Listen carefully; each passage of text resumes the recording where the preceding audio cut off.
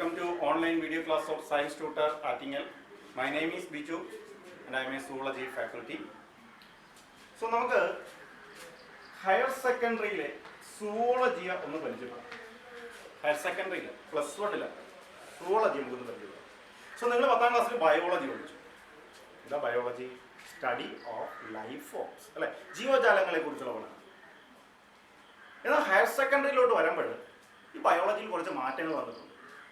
അങ്ങനെ ബയോളജി മാറിയെന്നല്ല, പഠിക്കാനുള്ള ബയോളജി എന്ന് പറയുന്ന സബ്ജക്റ്റിനെ കുറച്ച് മാറ്റങ്ങൾ വരുത്തിയാണ് അവതരിപ്പിച്ചിരിക്കുന്നത്. സോ ബയോളജി എന്താ പറഞ്ഞത്? Study of life forms. ആരൊക്കെ? Life forms, plants and animals, സസ്യങ്ങളും ജന്തുക്കളും.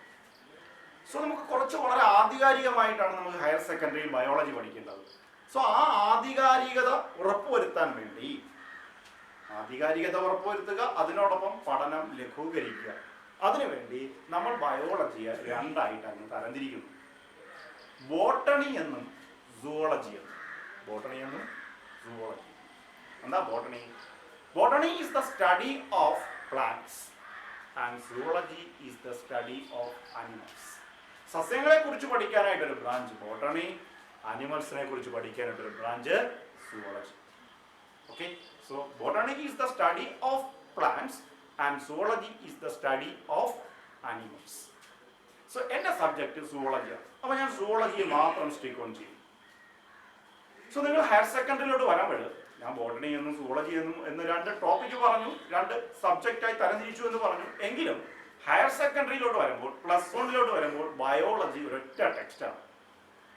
സോ നമുക്ക് ടെക്സ്റ്റ് പ്രൊവൈഡ് ചെയ്യുന്നത് NCERT ആണ്. നമ്മുടെ ബുക്കുകളെല്ലാം തയ്യാറാക്കുന്ന, ടെക്സ്റ്റുകളെല്ലാം തയ്യാറാക്കുന്ന ആരാണ്? NCERT ആണ്. സോ NCERT ടെക്സ്റ്റ് ബുക്കായിട്ട് ബയോളജിക്ക് ഒരൊറ്റ ടെക്സ്റ്റേ ഉള്ളൂ. അതിൽ തന്നെ ബോട്ടണിയും ഉണ്ട്, സുവോളജിയും ഉണ്ട്. ബോട്ടണി സുവോളജി വിളിച്ചത് ഒരൊറ്റ ടെക്സ്റ്റാണ്. സോ ആ +1 വരുമ്പോൾ ഈ ബയോളജി എന്ന് പറയുന്ന ടെക്സ്റ്റിനകത്ത് 22 ചാപ്റ്ററുകളുണ്ട്. 22 ചാപ്റ്റർ. അതിൽ 11 ചാപ്റ്റർ ബോട്ടണിയിലോട്ടും 11 ചാപ്റ്റർ സുവോളജിയിലോട്ടും ഡിവൈഡ് ചെയ്തിരിക്കുകയാണ്. 11 ചാപ്റ്റർ ബോട്ടണി, 11 ചാപ്റ്റർ സുവോളജി ആക്കി ഡിവൈഡ് ചെയ്തു. ഞാൻ സുവോളജിയിലോട്ട് കടക്കുന്നില്ല. സുവോളജിയിലെ ചാപ്റ്ററുകളെല്ലാം നിങ്ങൾക്ക് ഒന്ന് പരിചയപ്പെടാം. ഇതൊരു ഇൻട്രൊഡക്ഷൻ ക്ലാസ് മാത്രമാണ് കേട്ടോ. സോ എല്ലാ ചാപ്റ്ററിനെയും പരിചയപ്പെടുത്താം. അതിന് മുമ്പ് എക്സാം ബേസിൽ എത്ര മാർക്കിനാണ് ബയോളജി വരുന്നത്, അല്ലെങ്കിൽ ബോട്ടണി എത്ര, സുവോളജി എങ്ങനെ, തിയറി എങ്ങനെ, പ്രാക്ടിക്കൽ എങ്ങനെ, അത് എങ്ങനെ പരിചയപ്പെടും. സോ +1 +2 ചേർത്തിട്ട് +2 കഴിയുമ്പോഴാണ് മാർക്ക് പബ്ലിഷ് ചെയ്യുന്നത് അല്ലേ. നമ്മുടെ ഈ +1ൻ്റെയും +2ൻ്റെയും 2 വർഷത്തെ കൂടി ചേർന്ന് ഒരൊറ്റ മാർക്ക് ലിസ്റ്റ് ആയിട്ടാണ് പുറത്തേക്ക് വരുന്നത് ആണല്ലോ. മൊത്തം ബയോളജി 200 മാർക്കിനാണ്. മൊത്തം ബയോളജി 200 മാർക്ക്. 6 സബ്ജക്റ്റ് 200 മാർക്ക് വെച്ച് 1200. അത് ബയോളജി 200 മാർക്ക്. അതിൽ ഫസ്റ്റ് ഇയർ ബയോളജി എന്ന് പറയുന്നത് 80 മാർക്കിനും സെക്കൻഡ് ഇയർ ബയോളജി എന്ന് പറയുന്നത് 120 മാർക്കിനാണ്. First year biology 80 mark, second year biology 120. Second ഇയറിൽ 120 വരാൻ കാരണം, 40 മാർക്ക് അഡീഷണൽ വരാൻ കാരണം സെക്കൻഡ് ഇയറിൽ പ്രാക്ടിക്കൽ ഉണ്ട്. സെക്കൻഡ് ഇയറിലാണ് പ്രാക്ടിക്കൽ വരുന്നത്, ഫസ്റ്റ് ഇയറിൽ പ്രാക്ടിക്കൽ ഇല്ല. സോ ഫസ്റ്റ് ഇയറിൽ എത്ര മാർക്ക് ബയോളജി? 80. അതിൽ 40 മാർക്ക് ബോട്ടണിയും 40 മാർക്ക് സുവോളജിയും. 40 മാർക്ക് ബോട്ടണിയും 40 മാർക്ക് സുവോളജി. ഇതിൽ ബോട്ടണി ആയിക്കോട്ടെ സുവോളജി ആയിക്കോട്ടെ 30 മാർക്ക് വീതമാണ് തിയറി. ബോട്ടണി മൊത്തം എത്രയെന്ന് പറഞ്ഞു? 40 മാർക്ക്. സുവോളജി എത്രയെന്ന് പറഞ്ഞു? 40 മാർക്ക്. അതിൽ 30 മാർക്കേ ഉള്ളൂ തിയറി. ബാക്കി ഓരോ സബ്ജക്റ്റും ബോട്ടണിയുടെയും സുവോളജിയുടെയും 10 മാർക്ക് വീതം CE എന്ന് പറയും. C mark. നിങ്ങൾ 10ാം ക്ലാസ്സിന് C മാർക്ക് ഉണ്ടായിരുന്നു. നിങ്ങളുടെ കറക്റ്റ് അസസ്മെന്റ്, മറ്റ് അസൈൻമെന്റും മറ്റ് റെക്കോർഡുകൾ, പ്രോജക്റ്റുകളും എല്ലാം അടിസ്ഥാനപ്പെടുത്തിക്കൊണ്ട്, നിങ്ങളുടെ അറ്റൻഡൻസും എല്ലാം അടിസ്ഥാനപ്പെടുത്തിക്കൊണ്ട് കിട്ടുന്ന മാർക്കാണ് C മാർക്ക്. ഓക്കെ, അപ്പൊ അതെന്താണ്? 10 മാർക്ക്. അപ്പോൾ botany 30 mark theory, 10 mark C mark. Zoology 30 mark theory, 10 mark C mark. അങ്ങനെ മൊത്തം 80 മാർക്ക്. ഒറ്റ ക്വസ്റ്റ്യൻ ആണ്. പബ്ലിക് എക്സാം നിങ്ങൾ +1 പബ്ലിക് എക്സാം എഴുതുമ്പോൾ ഒരൊറ്റ ക്വസ്റ്റ്യൻ ആണ്. അതിൽ first part botany, second part zoology, അങ്ങനെ രണ്ടായിട്ട് ഡിവൈഡ് ചെയ്യുക. ഓക്കെ, ബോട്ടണിയും സുവോളജി ഒരൊറ്റ ക്വസ്റ്റ്യൻ ആയിട്ടാണ്. കാരണം ബയോളജി ഒറ്റ ടെക്സ്റ്റ് ആയിട്ട് ഒറ്റ ക്വസ്റ്റ്യൻ ആയിട്ട് വരുന്നത്. സോ രണ്ടായിട്ട് എഴുതി കൊടുക്കണമെന്നേ ഉള്ളൂ. സോ നമുക്ക് സുവോളജിയിലോട്ട് വരാം. സോ ഞാൻ +1 സുവോളജി നിങ്ങൾക്കൊന്ന് പരിചയപ്പെടുത്താം. എത്ര പറഞ്ഞു? സുവോളജിയിൽ 11 ചാപ്റ്റർ പഠിക്കാനുണ്ടെന്ന് പറഞ്ഞു. മൊത്തം 22 ചാപ്റ്റർ ടെക്സ്റ്റ് ഉള്ളത്. അതിൽ 11 ചാപ്റ്റർ ബോട്ടണി, 11 ചാപ്റ്റർ സുവോളജി. ഞാൻ സുവോളജിയിലെ ചാപ്റ്ററുകളെല്ലാം നിങ്ങളൊന്ന് പരിചയപ്പെടുത്താം. എന്നിട്ട് നമുക്ക് ഓരോ ചാപ്റ്ററായിട്ട് ഡിസ്കസ് ചെയ്യാം. അതായിരിക്കും ബെറ്റർ എന്ന് തോന്നുന്നു. സോ ഈ 11 ചാപ്റ്ററിൽ ഒന്നാമത്തെ ചാപ്റ്ററിന്റെ പേര് ഇങ്ങനെയാണ്.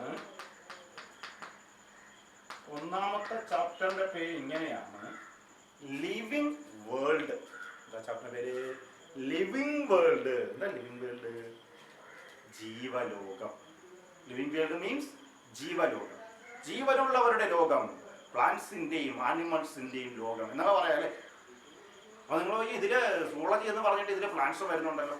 ആണ്. നമ്മുടെ ടെക്സ്റ്റ് ബുക്കിലെ ഫസ്റ്റ് ഇയർ ബയോളജി ടെക്സ്റ്റ് ബുക്കിലെ ഫസ്റ്റ് ചാപ്റ്ററാണ് ലിവിങ് വേൾഡ്. അതുകൊണ്ട് തന്നെ ഇതൊരു ഇൻട്രൊഡക്ഷൻ ചാപ്റ്ററാണ് കൊടുത്തിരിക്കുന്നത്. ബോട്ടണി ടോപ്പിക്കുമാണ്, സൂളജി ടോപ്പിക്കുമാണ്. പക്ഷെ എക്സാമിന് നമ്മുടെ സൂളജിയിൽ ഉൾപ്പെടുത്തിയിരിക്കുന്നേ ഉള്ളൂ. പ്യുവർ ബോട്ടണി അല്ല, പ്യുവർ സൂളജി അല്ല, രണ്ടുകൂടെ ചേർന്നുള്ള ബയോളജിയിലെ പൊതുവായിട്ടുള്ള കാര്യങ്ങൾ ഡിസ്കസ് ചെയ്യുന്ന ഒരു ചാപ്റ്റർ ലിവിങ് വേൾഡ്. ഒരു ചെറിയ ചാപ്റ്റർ, കുഞ്ഞു ചാപ്റ്റർ ലിവിങ് വേൾഡ്, ജീവലോകം. ഈ ചാപ്റ്ററിൽ നമ്മൾ എന്തിനെ കുറിച്ചൊക്കെ പഠിക്കുന്നതെന്ന് ചോദിച്ചാൽ പ്ലാന്റ്സിന്റെയും ആനിമൽസിന്റെയും എന്ന് പറഞ്ഞാൽ ജീവനുള്ളവരുടെ പൊതു സ്വഭാവങ്ങൾ. നിങ്ങൾ 10ാം ക്ലാസ്സിൽ പഠിച്ചിട്ടുണ്ട്, ജീവനുള്ള വളരുന്നു അല്ലെ, ലിവിങ് ബീയിങ്സിന് ഗ്രോത്ത് ഉണ്ട്, ലിവിങ് ബീയിങ്സ് റീപ്രൊഡ്യൂസ് ചെയ്യുന്നു, ലിവിങ് ബീയിങ്സ് ബ്രീത്ത് ചെയ്യുന്നു, ലിവിങ് ബീയിങ്സ് റെസ്പോണ്ട് ചെയ്യുന്നു, പ്രതികരിക്കുന്നു എന്ന് പറഞ്ഞ് പഠിച്ചിട്ടുണ്ട്. അതിന്റെ ശാസ്ത്രീയത, അതിന്റെ സയൻസ് ആണ്. ഗ്രോത്ത് എന്ന് പറഞ്ഞാൽ നിങ്ങൾക്ക് എന്താണ്, നിങ്ങൾ കാണാൻ പഠിക്കുന്നു അല്ലെ, ഗ്രോത്ത്, വളർച്ച, ജീവനുള്ളവർക്ക് വളർച്ചയുള്ളൂ. എന്താണ് ഈ വളർച്ച എന്ന് നമ്മൾ ഉദ്ദേശിക്കുന്നത്? അതിന്റെ സയൻസ് എന്താണ്, റെസ്പോൺസിന്റെ അടിസ്ഥാനം എന്താണ് തുടങ്ങിയ കാര്യങ്ങൾ വളരെ ഡീറ്റെയിൽ. ലിവിങ് ബീയിങ്സിന്റെ ബേസിക് ക്യാരക്ടേഴ്സ്, പ്രോപ്പർട്ടീസ് നമ്മൾ ആധികാരികമായിട്ട് എക്സ്പ്ലെയിൻ ചെയ്യുന്നു ഈ ചാപ്റ്റർ. പിന്നീട് ഈ ചാപ്റ്ററിന്റെ കണ്ടിന്യൂഷനായിട്ട് വരുന്നത് ജീവജാലങ്ങളുടെ വർഗീകരണം, ടാക്സോണമി എന്ന് പറഞ്ഞ് പഠിച്ചിട്ടുണ്ടോ? വർഗീകരണം, ടാക്സോണമി, വർഗീകരണം, ജീവജാലങ്ങളെ തരം തിരിക്കുന്നു. അതിലൊരു പ്രധാനപ്പെട്ട സ്റ്റെപ്പാണ് പേര് കൊടുക്കുക. ബൈനോമിയൽ നോമൻക്ലേച്ചർ എന്ന് കേട്ടിട്ടുണ്ടായിരിക്കും. മലയാളം മീഡിയയിൽ ദ്വിനാമ പദ്ധതി എന്ന് പഠിച്ചിട്ടുണ്ട് അല്ലെ. പേര് കൊടുക്കുന്ന സമ്പ്രദായം, അതിലെ റൂൾസ് വളരെ ആധികാരികമായി ഡിസ്കസ് ചെയ്യും നമ്മൾ. ഇത് കഴിഞ്ഞിട്ട് നമ്മൾ അവസാനം പഠിക്കുന്നത്, ഈ ചാപ്റ്ററിന്റെ അവസാനം പഠിക്കുന്നത് ഈ ക്ലാസിഫിക്കേഷന്റെ ബേസിസ് ആണ്. ജീവജാലങ്ങളെ വർഗീകരിക്കുന്നതിന്റെ പ്രധാനപ്പെട്ട ഘട്ടങ്ങളെ കുറിച്ച്. സോ ജീവജാലങ്ങളുടെ ബേസിക് ക്യാരക്ടേഴ്സിനെ കുറിച്ച് ഡിസ്കസ് ചെയ്യുന്നു, അവരുടെ വർഗീകരണത്തെ കുറിച്ച് പഠിക്കുന്നു, അവരുടെ പേര് കൊടുക്കുന്ന രീതിയെക്കുറിച്ച് പഠിക്കുന്നു, ബൈനോമിയൽ നോമൻക്ലേച്ചർ എക്സ്പ്ലെയിൻ ചെയ്യുന്നു. ഇതെല്ലാം ഉൾപ്പെടുന്ന ഒരു ബേസിക് ചാപ്റ്ററാണ് ലിവിങ് വേൾഡ്, ഒരു കുഞ്ഞു ചാപ്റ്റർ. ഇനിയാണ് നമ്മൾ ആധികാരികമായി സൂളജിയോട് കിടക്കാൻ പോകുന്നത് കേട്ടോ. സെക്കൻഡ് ചാപ്റ്ററിന്റെ പേര് ഇങ്ങനെയാണ്, animal kingdom. Second chapter is animal kingdom. Animal kingdom, ജന്തുലോകം എന്ന് നമുക്ക് പറയാൻ മലയാളത്തിൽ അല്ലെ, ജന്തുലോകം, ആനിമൽ കിങ്ഡം. സോ ആനിമൽസ്, ഈ ഭൂമിയിൽ ആരാണോ, പ്ലാന്റ്സ് ആണോ ആനിമൽസ് ആണോ കൂടുതൽ? സോ നിങ്ങൾ ചിന്തിക്കും പ്ലാന്റ്സ് ആണ്.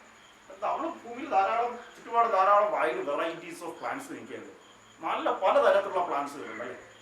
ഞാൻ പറയട്ടെ, പ്ലാന്റ്സിന്റെ ഇരട്ടിയുടെ ഇരട്ടിയുണ്ട് ആനിമൽസ്. ഈ ഭൂമിയിൽ പ്ലാന്റ്സിനേക്കാൾ കൂടുതൽ ആരാ? ആനിമൽസ് ആണ്, ജന്തുക്കളാണ്. പ്ലാന്റ്സിനേക്കാൾ വളരെ കൂടുതൽ ആരാണ്? വൈഡ് വെറൈറ്റി ആയിട്ടുള്ളത് ആരാണ്? ആനിമൽസ് ആണ്. സോ ഈ നമ്മുടെ ഭൂമിയിലുള്ള ആനിമൽസിൽ കുറെ ആനിമൽസിന് പൊതു സ്വഭാവങ്ങളുണ്ട്. For example, tiger, leopard. Leopard means പുലി, ചിറ്റപ്പുലി, ടൈഗർ കടുവ. പക്ഷെ നിങ്ങൾ ഇതിനെ കറക്റ്റ് ഡിസ്റ്റിങ്ഷൻ പലരും പറയുന്നില്ല. കടുവയെ കണ്ട പുലി എന്ന് പറയും, പുലിയെ കണ്ട കടുവ എന്ന് പറയും. അപ്പൊ ഇതിനകത്ത് നമ്മുടെ ഭൂമിയിൽ ധാരാളം ജീവജാലങ്ങൾ കുറെ പൊതു സ്വഭാവങ്ങൾ കാണിക്കുന്നുണ്ട് അല്ലെ. ഇങ്ങനെ കുറെ പൊതു സ്വഭാവങ്ങൾ കാണിക്കുന്ന ആനിമൽസിനെല്ലാം കൂടെ നമ്മൾ ഓരോരോ ഗ്രൂപ്പുകളാക്കി വെച്ചിട്ടുണ്ട്, ഓരോരോ ഗ്രൂപ്പുകൾ. ഇങ്ങനെ ആനിമൽസ് ഉൾപ്പെടുന്ന, പൊതു സ്വഭാവങ്ങൾ കാണിക്കുന്ന ആനിമൽസ് ഉൾപ്പെടുന്ന ഡിഫറൻ്റ് ആയിട്ടുള്ള ഗ്രൂപ്പുകളുണ്ട്. അത്തരം ഗ്രൂപ്പുകൾക്ക് നമ്മൾ ബയോളജിയിൽ ഇങ്ങനെ ഒരു വേർഡ് പറയും, ഫൈലം. എന്താ വേർഡ്? ഫൈലം. എന്താ വേർഡ് ഉപയോഗിക്കുന്നത്? ഫൈലം. അങ്ങനെ നമ്മുടെ ആനിമൽ കിങ്ഡത്തിൽ, ഈ ഭൂമിയിൽ, ആനിമൽസ് ഉൾപ്പെടുന്ന ഈ ഭൂമിയിൽ ഏകദേശം 11 ഫൈലങ്ങളാവുന്നത്. എത്ര ഫൈലങ്ങളുണ്ട്? 11 ഫൈലങ്ങൾ. 11 ഫൈലങ്ങൾ. ഈ 11 ഫൈലങ്ങളെയും കുറിച്ച് പഠിക്കുന്ന ചാപ്റ്ററാണ് ആനിമൽ കിങ്ഡം. എത്ര ഫൈലങ്ങളെ കുറിച്ച്? എന്താ ഫൈലം എന്ന് പറഞ്ഞ്? പൊതു സ്വഭാവങ്ങൾ കാണിക്കുന്ന കുറെ ആനിമൽസ് ഉൾപ്പെടുന്ന ഒരു ഗ്രൂപ്പിന് പറയുന്ന പേരാണ് ഫൈലം. അങ്ങനെ മൊത്തം 11 ഫൈലങ്ങളാണ് നമ്മുടെ ഈ ഭൂമിയിലുള്ളത്. ഈ 11 ഫൈലങ്ങളുടെയും പൊതു സ്വഭാവങ്ങളും അതിൽ വരുന്ന കുറച്ച് ആനിമൽസിന്റെ എക്സാമ്പിൾസും എല്ലാം ഉൾപ്പെടുത്തിക്കൊണ്ട് പഠിക്കുന്ന ചാപ്റ്റർ ആനിമൽ കിങ്ഡം. ഞാൻ പറയാം, നമ്മുടെ ഫസ്റ്റ് ഇയറിലെ +1 സുവോളജിയിലെ ഏറ്റവും ഇമ്പോർട്ടൻറ്റ് ചാപ്റ്റർ എന്ന് പറഞ്ഞാൽ ഏറ്റവും കൂടുതൽ മാർക്കിന് ചോദിക്കുന്ന ചാപ്റ്റർ. ഇത്തിരി ലെങ്തി ചാപ്റ്ററാണ്, വളരെ ഡീറ്റെയിൽ ആയിട്ട് പഠിക്കാം. അപ്പോൾ കുറച്ച് ടഫുമാണ് കാര്യങ്ങൾ. അത്ര ഇമ്പോർട്ടൻ്റ് ആകുമ്പോൾ കുറച്ച് ടഫാണ്. ഓക്കെ, വളരെയധികം കോൺസെൻട്രേറ്റ് പഠിക്കേണ്ട ചാപ്റ്ററാണ് ആനിമൽ കിങ്ഡം. സോ ആദ്യത്തെ 2 ചാപ്റ്റർ നമ്മൾ പരിചയപ്പെട്ടെ. മൂന്നാമത്തെ ചാപ്റ്ററിലോട്ട് പോകാം. മൂന്നാമത്തെ ചാപ്റ്ററിന്റെ പേര് ഇങ്ങനെയാണ്,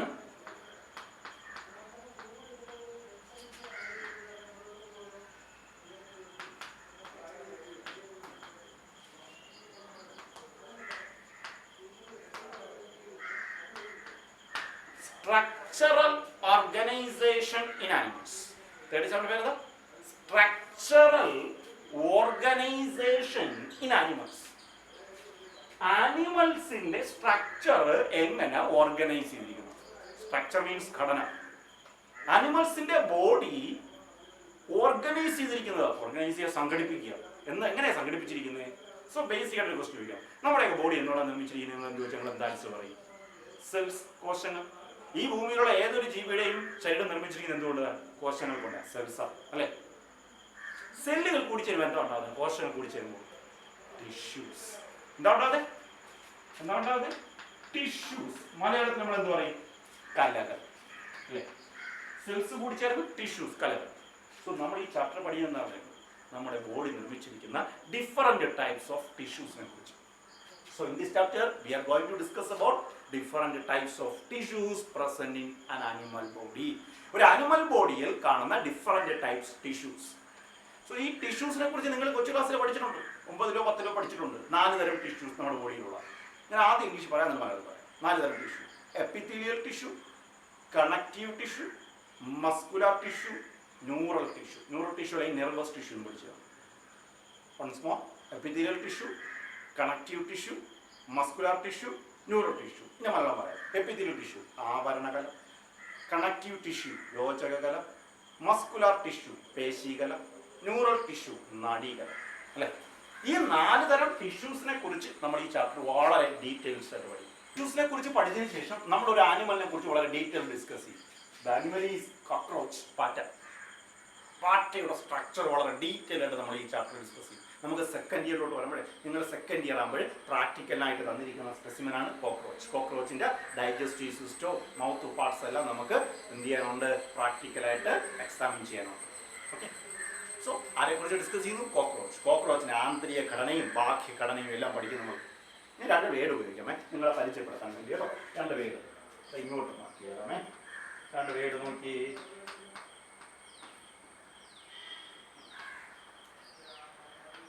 നിങ്ങൾ പലരും കേട്ടിട്ടുണ്ടായിരിക്കും ഈ വേർഡ്.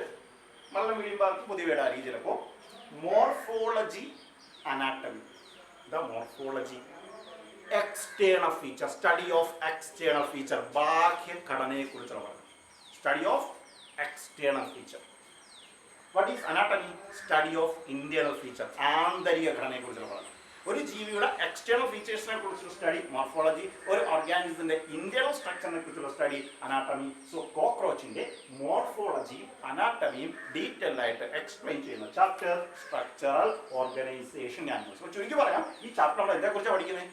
നമ്മുടെ ബോഡിയിലുള്ള ടിഷ്യൂസിനെ കുറിച്ച്, കോക്രോച്ചിനെ കുറിച്ച്. ഇത്രയേ ഉള്ളൂ.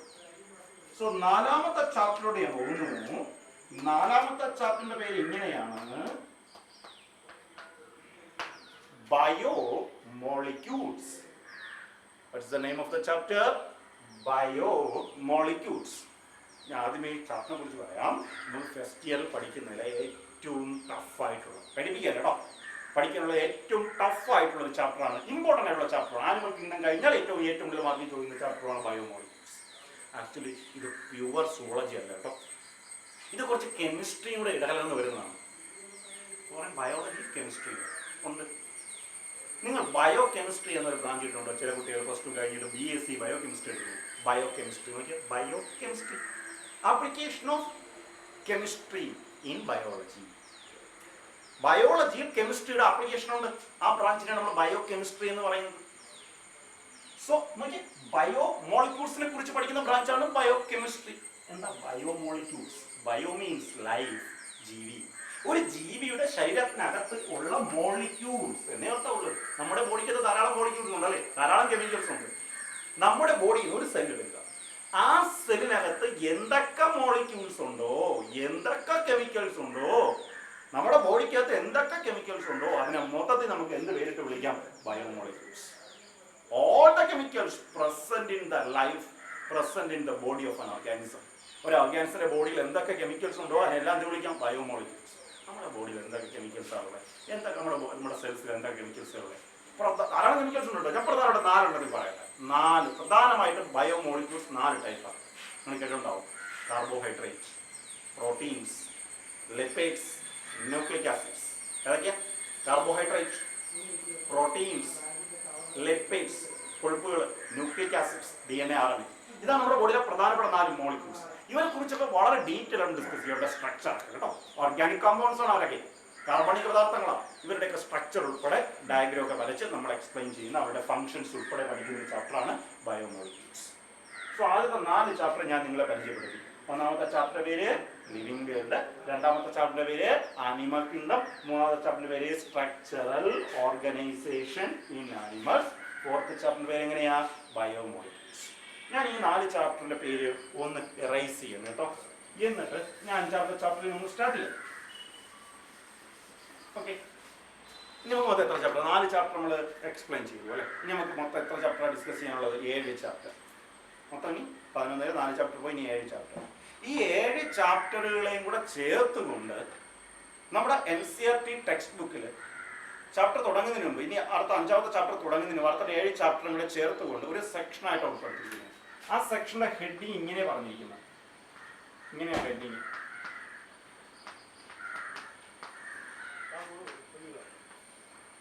Human physiology. Human physiology.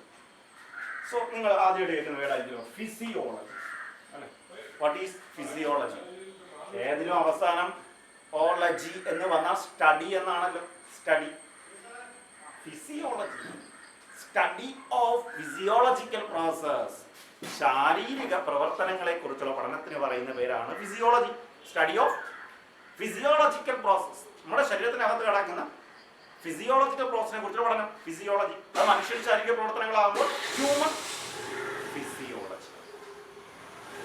ഏതൊക്കെയാണ് നമ്മുടെ ശാരീരിക പ്രവർത്തനങ്ങൾ?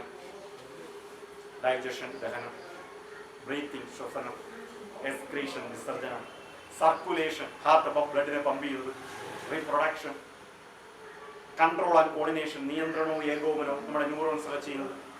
സോ ധാരാളം മൂവ്മെന്റ്, മസിൽസിന്റെയും ബോഡ്സിന്റെ പ്രവർത്തനം വഴിയുള്ള മൂവ്മെന്റ്, ലോക്കോമോഷൻ. സോ ധാരാളം ശാരീരിക പ്രവർത്തനങ്ങൾ നമ്മുടെ ബോഡി നടക്കുന്നുണ്ട് അല്ലെ. ഈ ശാരീരിക പ്രവർത്തനങ്ങളെ കുറിച്ചുള്ള പഠനത്തിന് പറയുന്ന പേരാണ് ഫിസിയോളജി. അതിൽ നമ്മുടെ മനുഷ്യന്റെ ശാരീരിക പ്രവർത്തനങ്ങളെ കുറിച്ചാണ് നമ്മൾ ഇനി പഠിക്കാൻ പോകുന്നത്, ഹ്യൂമൻ ഫിസിയോളജി. അപ്പൊ ഞാൻ ഇനി പറയാൻ പോകുന്ന 7 ചാപ്റ്റർ ആർക്ക് മാത്രമായിട്ടുള്ളത്? ഹ്യൂമൻസിനെ കുറിച്ചാണ് പഠിക്കുന്നത്, മനുഷ്യ ശരീരത്തെ കുറിച്ചാണ്. ആദ്യത്തെ 4 ചാപ്റ്റർ അങ്ങനെയല്ല. Living world, animal kingdom, structure organisation animals, biomolecules. അതിൽ എല്ലാ ഓർഗാനിസത്തിലും ഉൾപ്പെടുത്തി ഇവിടെ പറയുന്നത്, എല്ലാ ആനിമൽസിനും ഉൾപ്പെടുത്തി. ഇനി നമ്മുടെ സ്ട്രിക്ട്ലി ആരിൽ മാത്രം ഫോക്കസ് ചെയ്യാൻ പോകുന്നു? ഹ്യൂമൻസ്. ഹ്യൂമൻസിലെ ശാരീരിക പ്രവർത്തനങ്ങൾ. അതിലെ 1ാമത്തെ ചാപ്റ്റർ എന്ന് പറയുമ്പോൾ നമ്മുടെ സൂളജിലെ 5ാമത്തെ ചാപ്റ്റർ. ചാപ്റ്ററിന്റെ പേര് ഇങ്ങനെയാണ്, ഡൈജഷൻ ആൻഡ് അബ്സോർപ്ഷൻ. ഇതാണ് ചാപ്റ്ററിന്റെ പേര്, ഡൈജഷൻ ആൻഡ് അബ്സോർപ്ഷൻ. ദഹനവും ആഗിരണവും.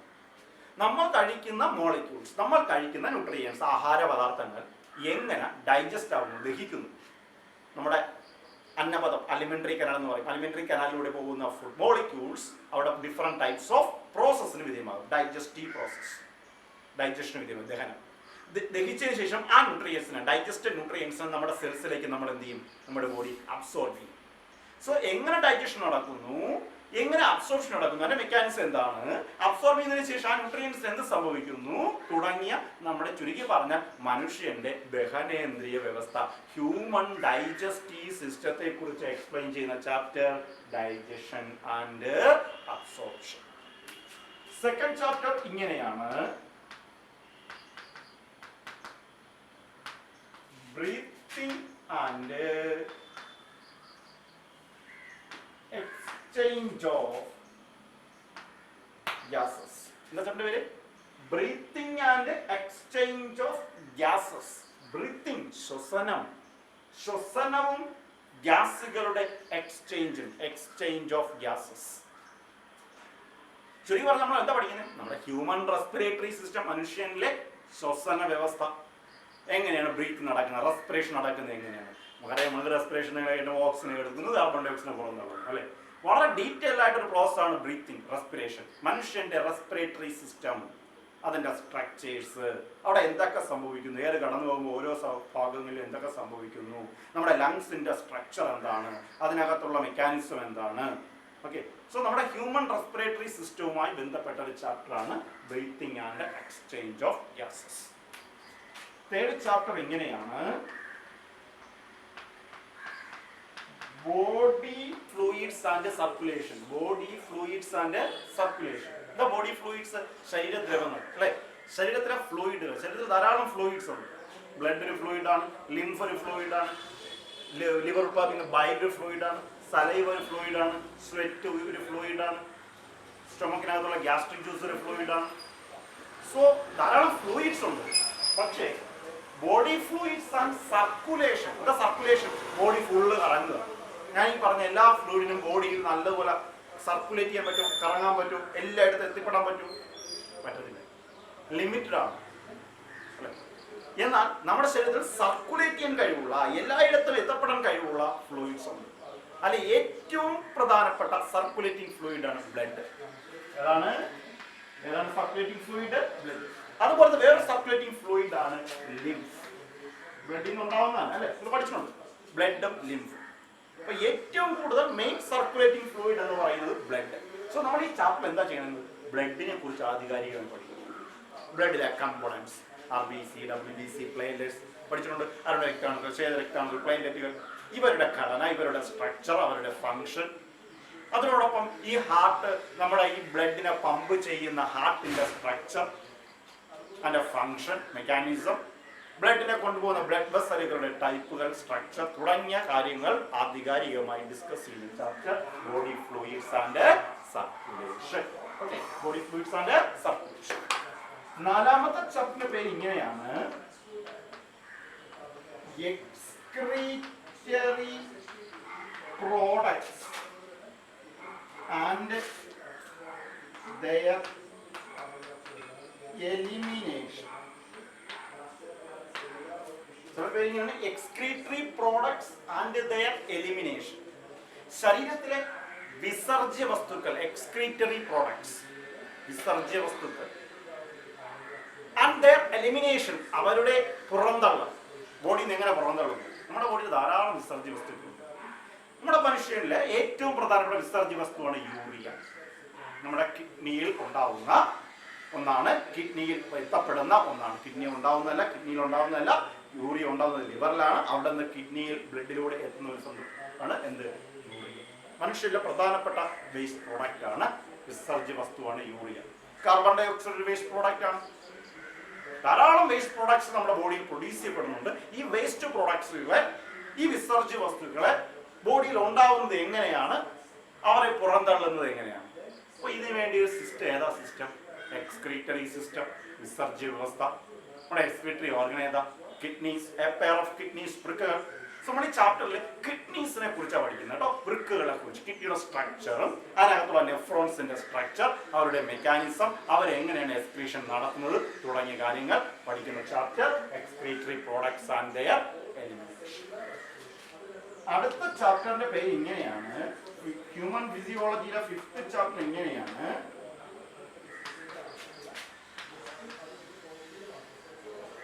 എന്താ ചാപ്റ്ററിന്റെ പേര് എഴുതിയിരിക്കുന്നത്? Locomotion and movement. ലോക്കോമോഷനും മൂവ്മെന്റും, നമ്മുടെ ചലനം, മനുഷ്യനിലെ ചലനത്തെ കുറിച്ച്. എന്താണ് ലോക്കോമോഷൻ ആൻഡ് മൂവ്മെന്റ്? രണ്ട് മൂവ്മെന്റ് ആണ്, ചലനങ്ങളാണ്. ഈ വേർഡുകളുടെ വ്യത്യാസം എന്താ? ആ ചാപ്റ്ററിൽ നമുക്ക് അധികം പഠിക്കുകയെങ്കിൽ ഞാൻ ജസ്റ്റ് ഒന്ന് പറയാം. എന്താണ് മൂവ്മെന്റ് എന്ന് പറഞ്ഞാൽ, അപ്പൊ ഞാൻ ഇവിടെ നിൽക്കുകയാണ്, നിന്നുകൊണ്ട് ഇങ്ങനെ കൈ ആട്ടുന്നു, തല ചലിപ്പിക്കുന്നു, ഐബോൾ മൂവ് ചെയ്യുന്നുണ്ട് അല്ലെ, എന്റെ ജാ ബോൾ മൂവ് ചെയ്യും, നമ്മൾ ആഹാരം കഴിക്കുമ്പോൾ ജാ ബോൾ മൂവ് ചെയ്യും. ഇതെല്ലാം മൂവ്മെന്റ്, ചലനം. ഞാൻ ഇവിടെ നിന്ന് ഇങ്ങോട്ട് മാറി, ദാറ്റ് ഈസ് ആൾസോ മൂവ്മെന്റ്. നമ്മുടെ ബോഡിക്ക് എന്തൊരു മാറ്റം ഉണ്ടായാലും, ബോഡിക്ക് മൊത്തത്തിലോ ബോഡിയിലെ ഏതെങ്കിലും ഒരു ഭാഗമോ ചലിച്ചാൽ അതിനെ വിളിക്കുന്ന പേര് മൂവ്മെന്റ്. എന്നാൽ ഞാൻ ഇവിടെ നിൽക്കുകയാണ്, ഇവിടെ നിന്നുകൊണ്ട് ഇങ്ങോട്ട് മാറി, ഇവിടെ നിന്നുകൊണ്ട് ഞാൻ ഇങ്ങോട്ട് മാറി, എനിക്ക് എന്ത് സംഭവിച്ചു? ഡിസ്പ്ലേസ്മെന്റ്, സ്ഥാനചലനം സംഭവിച്ചു. എന്റെ ഹോൾ ബോഡി തന്നെ ഒരിടത്ത് മറ്റിടത്തേക്ക് മാറി. അതും മൂവ്മെന്റ് ആണ്. ആ മൂവ്മെന്റ് പറയുന്ന പേരാണ് ലോക്കോമോഷൻ. ക്ലിയർ ആയോ? ഞാൻ പറഞ്ഞത് എന്നോട് പറയാം, ഇപ്പൊ ഞാൻ ഇവിടെ നിന്നുകൊണ്ട് എന്റെ കൈ അനങ്ങുന്നത്, കാലനങ്ങുന്നത്, തല മൂവ് ചെയ്യുന്നത്, ഇതെല്ലാം മൂവ്മെന്റ് ആണ്. അതിനെ ലോക്കോമോഷൻ എന്ന് വിളിക്കരുത്. ഞാൻ ഒരു സ്ഥലത്ത് നിന്ന് വേറൊരു സ്ഥലത്തേക്ക് പോയാൽ എനിക്ക് സ്ഥാനമാറ്റം സംഭവിച്ചാൽ ഡിസ്പ്ലേസ്മെന്റ് എന്ന് പറയാം. നമുക്ക് സ്ഥാനമാറ്റം, ഒരിടത്ത് മറ്റിടത്തേക്ക് ഹോൾ ബോഡി തന്നെ മാറി, അതിനെ വിളിക്കുന്ന പേരാണ് എന്ത്? ലോക്കോമോഷൻ. ക്ലിയർ? സോ നമ്മുടെ ബോഡിയിൽ ലോക്കോമോഷനും മൂവ്മെന്റും സാധ്യമാകുന്നത് എങ്ങനെയാണ്? ആരെ നമ്മൾ ചലിക്കാൻ സഹായിക്കുന്നത്? രണ്ട് സാധനം, മസിൽസ് ആൻഡ് ബോൺസ്, പേശികളും അസ്ഥികളും.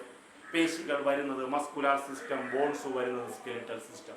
ഈ രണ്ട് സിസ്റ്റത്തെ കുറിച്ച് ഡിസ്കസ് ചെയ്യുന്ന ചാപ്റ്ററാണ് ലോക്കോമോഷൻ മൂവ്മെന്റ്. നമ്മുടെ ചലനം പോസിബിൾ ആവുന്നത് എങ്ങനെയാണ്? മസിൽസ്, മസ്കുലാർ സിസ്റ്റവും സ്കെലിറ്റൽ സിസ്റ്റവും ഡീറ്റെയിൽ ആയിട്ട് എക്സ്പ്ലെയിൻ ചെയ്യുന്ന chapter locomotion and movement. So ആദ്യത്തെ 5 ചാപ്റ്റർ ക്ലിയർ ആയ ഹ്യൂമൻ ഫിസിയോളജിയിലെ. ഇനി 2 ചാപ്റ്റർ ഞാൻ റൈസ് ചെയ്തോട്ടെ. 6ാമത്തെ 7ാമത്തെയും ചാപ്റ്റർ. 6ാമത്തെ ചാപ്റ്ററിന്റെ പേര് ഇങ്ങനെയാണ്: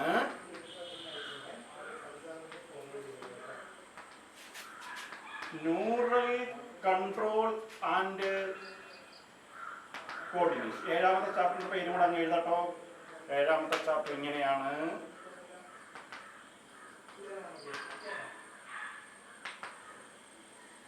കെമിക്കൽ കോർഡിനേഷൻ ആൻഡ് ഇന്റഗ്രേഷൻ.